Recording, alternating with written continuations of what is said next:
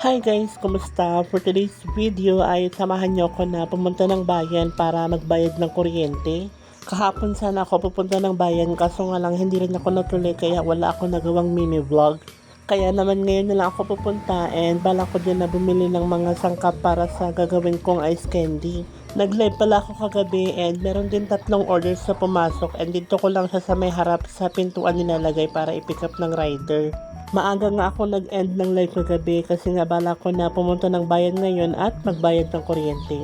And maya-maya nga na dumating na rin yung magpipick up ng mga parcel. Sana dumami pa yung mga orders sa mga susunod ko pang live selling. Pinull out ko na rin pala yung dishwashing liquid para for personal use na lang. Meron naman sanang nagtatanong kung nasa magkano yung dishwashing liquid kasi hindi naman bumibili. Kaya naman pinull out ko na para kami na lang yung gagamit and maglalagay na lang ako ng ibang paninda kapag may benta na ako dito sa mga Pili products. Medyo makulimlim nga yung panahon ngayong araw and pagkadating pa ng bayan ay dumiretso na ako dito sa may office kung saan nagbabayad ng kuryente. Tumaas nga yung bill namin sa kuryente, umabot na siya sa total na 2,000 para sa 2 kontador ng 2 bahay. Nandito na nga ako sa may counter so nakapagbayad na rin ako dyan and then maya ay umalis na din ako. And then ngayon naman ay pupunta tayo dito sa may Erusin Plaza para bumili ng mga sangkap sa gagawin kong ice candy. Nandito na nga ako and yung flavor naman na gagawin ko ay itong Choco Fudge, nasa 60 pesos. 1/4 kilo na nga ito, bale nire-repack nila yung nasa isang malaking plastic na merong brand. Bali ito lang yung binili ko sa shop na to and then lumipat naman ako para bumili ng 10 pirasong itlog. And then, dito na rin pala sa shop na to ako bumili ng mga gatas. And after ko mabayaran itong 10 perasong itlog tapos itong mga gatas ay umalis rin ako at lumipat sa ibang shop. Konti lang naman yung bibilhin ko dito kasi nga kakabayad lang natin ng kuryente and wala na tayong pera. So, bumili lang ako nitong creme top na creamer and then 3 peraso nitong Greatest White Premium Coffee. And then, itatry ko naman itong beef pares na payless kung masarap. Tapos, bumili din ako dito ng isang kahon ng posporo and then itong chopping board. Nandun na kasi sa kabilang bahay yung ginagamit ko na white na chopping board kaya bibili na lang ako ng bago. Tapos, ayan, nasa counter na ako. Bale, bumili din pala ako ng 4 na peraso na tigo 1/2 na kilo na asukal. And then, after ko mabayaran, ay naghanap na rin ako ng masasakyan na tricycle at umalis na din. Inabutan na nga ako ng ulan dito sa may kalsada and buti na lang ay hindi naman siya ganun kalakas. Location ko pala is Bicol, Erusin, Sorsogon kaya naman may mga pag-uulan pa rin dito kahit na summer season na. At ayan, nakauwi na nga ako ng bahay and tumakas pa nga lalo yung ulan. And then maya-maya nga ay nag-prepare naman ako para sa gagawin kong ice candy. Dadamihan ko na nga yung gagawin kong ice candy ngayon kasi noong nakaraan ay nabitin ako. Bali mahigit 3 liters yung gagawin kong ice candy ngayon kasi nga meron pa ako natirang cookies and cream nung nakaraan. Ngayon ay hindi ko na dadamihan itong paglalagay ng yabo para hindi siya maglasa katulad nung nakaraan. Napadami kasi yung lagay ko noong nakaraan kaya naman medyo lumalasa siya sa ice candy and ngayon konti lang tapos naglagay na rin ako ng asukal. Nag-iba nga yung kulay dahil sa asukal and then maglalagay na rin ako dito ng mga gatas. Madami nga itong gagawin ko kasi nga nagbuhos ako dito ng 2 bottles na tig 1.5 liters. So, bali 3 liters na to and then maglalagay pa ako ng mga gatas kaya madadagdagan pa yung liters ng gagawin nating ice candy. Meron pa kasi ako natirang cookies and cream na powder na ginawa ko noong nakaraan kaya hahatiin ko to para malagay ko sa isang separate pan yung cookies and cream and then another pan naman para sa choco fudge. So ganyan lang, hahalo-haloin lang natin and then kapag medyo malapot na ay saka na natin ilagay yung gatas.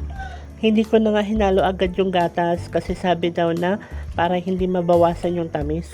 Dapat daw nalutuin muna yung yabo or yung cassava starch bago maglagay nitong mga gatas. Bale, 2 cowbell evap nga ito tapos 2 condense. So ayan, nabuhos ko na yung isang evap and then hahalo-haluin lang tapos ibinuhos ko na din yung pangalawang evap. Akala ko nga ay okay na to kaso nga lang nung tinikman ko ay kulang pa rin sa tamis kasi sobrang lami talaga ng ginawa ko or binuhos kong tubig dito. Hindi ko na sana ilalagay pa yung isa pang condensed milk para ma-save ko siya para sa susunod ko pang mga lulutuin kaso nga lang kailangan siya na mailagay dito. Baka kasi masayang to kapag hindi naging masarap yung outcome, kaya kailangan maglagay pa tayo ng pampasarap. So after malagay lahat ng gatas ay hahalo-haloin ulit natin hanggang sa lumapot pa ito ng kaunti. Tapos nung ganito na nga yung consistency ay hinati-hati ko na to sa 3 pan. Meron akong separate na maliit na pan para sa ganito lang yung gatas lang na flavor. Tapos ito naman ay maglalagay ako ng cookies and cream na powder. Eto ngayon natira doon sa ginawa kong ice candy dati, and since nabitin ako kaya gumawa ulit ako ngayon. And this time dadamihan ko na para hindi ako mabitin. So ayan, halo-halo lang natin to hanggang sa ma-dissolve yung cookies and cream na powder. And then ilagay na din natin dito yung choco fudge na binili ko kanina sa palengke na 1/4 kilo. Tapos hahalo-halo lang natin to hanggang sa ma-dissolve. Meron na ako ditong 3 flavor, itong choco fudge, itong cookies and cream, and yung plain lang na milk. Pinapalamig ko lang nga muna ito dito, and nung malamig na ay dinala ko na siya sa taas para makapag-start na rin ako mag-pack. Kaya tara, samahan nyo ko na magbalot itong mga ice candy, and sana tapusin yung panoorin itong video. Naglagay lang din pala ako ng tali dyan para mabilis ko lang na ma-secure yung plastic. So dito naglalagay lang ako ng 2 sandok nitong mixture, and then saka ko na siya isi-secure gamit itong tali na nilagay ko sa may table. Napanood ko lang naman dito sa TikTok itong mabilisan na pagsisecure ng ice candy gamit lang daw itong tali. Sobrang effective nga nito, and unfortunately hindi ko na ipakita yung mas detailed kung paano siya gawin. Bali, kung gusto niyo matutunan ay panoorin niyo na lang yung mga video na katulad nito dito sa TikTok. Dito kasi sa ginagawa ko ay hindi siya masyado nakikita. At ayan, meron na nga ako ditong ilang piraso na natapos. Mas malinis na nga ito at pantay-pantay, hindi katulad nung dati. Nung nakaraan kasi ay sobrang lapot niya kaya nahirapan ako sa pagpapak. Kaya naman itong ginawa ko ngayon ay hindi ko dinamihan yung yabo or yung cassava starch para hindi siya ganun kalapot. Kaya naman ito ay mabilis lang siyang mapak at mabilis lang din ma-measure kung sakto na yung dami or hindi. Hindi na nga ako gumamit ng measuring cups, bali ito na lang na sandok, and mabilis lang naman siya pantayin. At kapag kulang ay dadagdagan na lang. Almost 1 hour din yung na-consume ko sa pagpapak na itong ice candy. Magla-live sana ako habang nagpapak na itong ice candy, kaso nga lang baka matagalan ako lalo sa pagpack, and kailangan ko itong madaliin para hindi ako dito sa lakayin ng mga langgam. Kapag kasi magla-live ako ay mag-accommodate ako ng mga questions or mga comments, magbabasa ako ng mga comments, kaya baka umabot sa 2 hours itong pagpapak ko nitong mga ice candy.